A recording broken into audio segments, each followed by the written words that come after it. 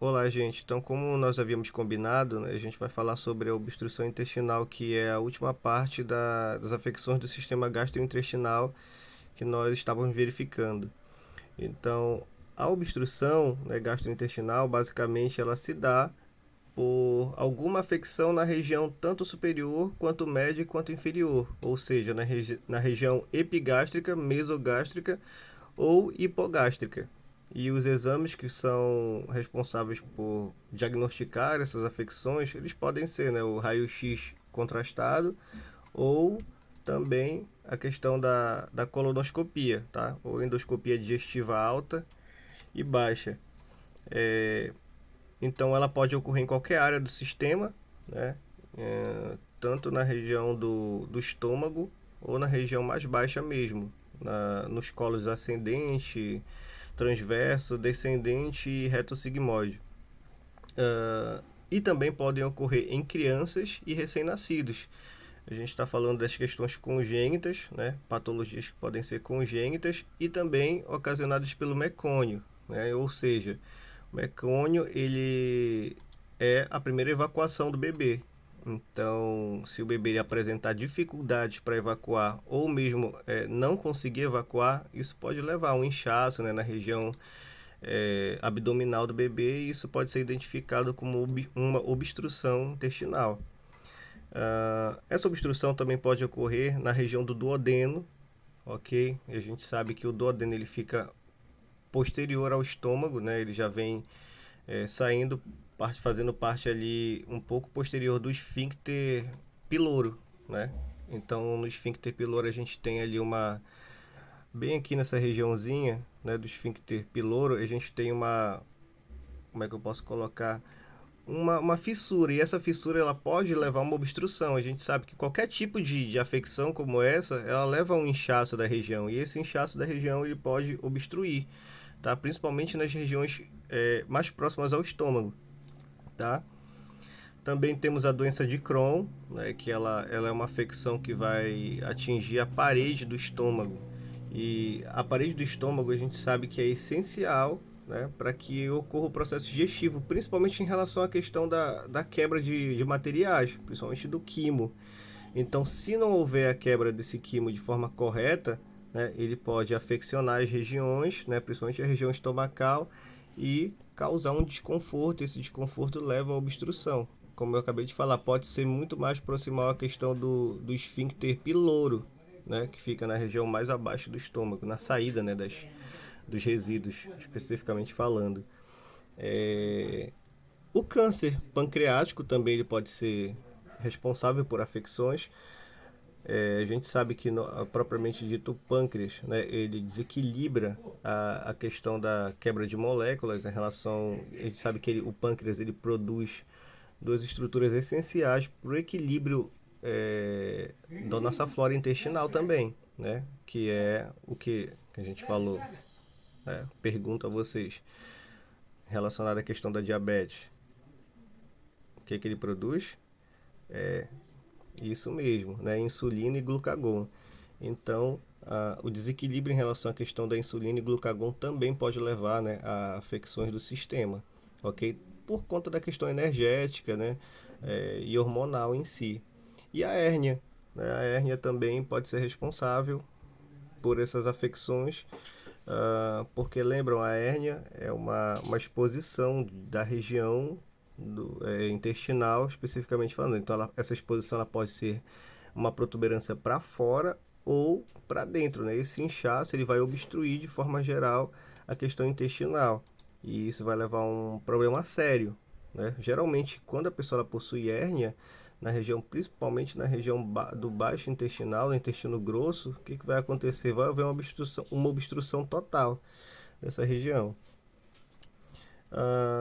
Os principais sintomas, né, são as dores abdominais do tipo cólica, acompanhada pela distensão abdominal. Então, a distensão abdominal que a gente fala é o inchaço, né? É uma protuberância na região abdominal que vai ser evidente, obviamente ocorrida pelo acúmulo de fezes nessa região, tá? Então, esse acúmulo de fezes, ele leva a uma distensão abdominal muito grande, tá? Então, quando a pessoa está 10, 15 dias sem eliminar, já se torna uma coisa mais grave, né? Às vezes é até relacionada à questão da colocação de uma sonda, né? Ok? Assim como aconteceu com, acho que foi com o Luciano Zafir, para quem viu, né? Ele até desfilou com a sonda, né? Então é algo bem complicado, bem grave quando acontece uma obstrução mais efetiva. Né? A dor ela pode se tornar intensa e constante, depende muito da questão da evolução dessa obstrução. Êmese na constipação grave. É claro que a êmese vai ocorrer por conta dessa interrupção, né, da eliminação de fezes. Porque quanto mais resíduos você tiver no teu corpo, né, o teu corpo ele tende a expelir de alguma forma. Então, se ele não vai expelir por baixo, ele vai expelir por cima. Então, ele tende a vomitar, né? Principalmente se houver um problema na região epigástrica, que está relacionado ao próprio estômago, né? O nosso estômago ele tende a eliminar os resíduos, né? Por conta da questão ácida que a gente falou. Então, quantos mais resíduos houverem, o ácido aí não vai conseguir eliminar essas estruturas e, obviamente, tende a voltar por movimentos peristálticos reversos, ok? A diarreia, né, na obstrução parcial, então se houver algum tipo de inflamação relacionada a micro-organismos, principalmente em relação a H. pylori, né, que ele fica inoculado no organismo e por algum tipo de desequilíbrio, principalmente na nossa, como é que eu posso falar? Desequilíbrio na homeostasia de forma geral, né? Ele ativa o H. pylori e, consequentemente, ele vem a se manifestar por essa questão de inflamação, né? E a diarreia, né? Obviamente, ele vai desequilibrar a questão do pH. O pH ele tende a fazer o quê? Ele tende a eliminar de forma, como é que eu posso falar, mais específica essas fezes, ou seja, essa eliminação de fezes ela vai quebrar totalmente, particularmente as moléculas, e essa quebra total ela não é benéfica para o nosso corpo, porque obviamente esses resíduos eles vão ser quebrados de forma geral, as macromoléculas, as micromoléculas não vão ser absorvidas pelo nosso organismo de forma efetiva, então vai ser tudo eliminado ali, né? Nutrientes, vitaminas, tá? Então é algo que pode ser muito grave também. Por isso que na diarreia nós ficamos, claro, com aquela astenia, né? Fraqueza, ok?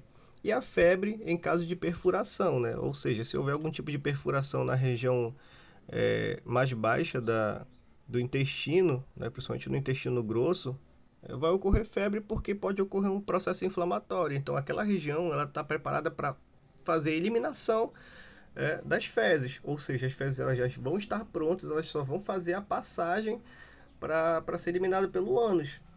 Então, se houver algum tipo de lesão nessa região, né, as fezes, especificamente falando, elas vão entrar em contato com o organismo de forma geral. Aí nós sabemos que as fezes são as estruturas que vão ser necessariamente precisam ser eliminadas.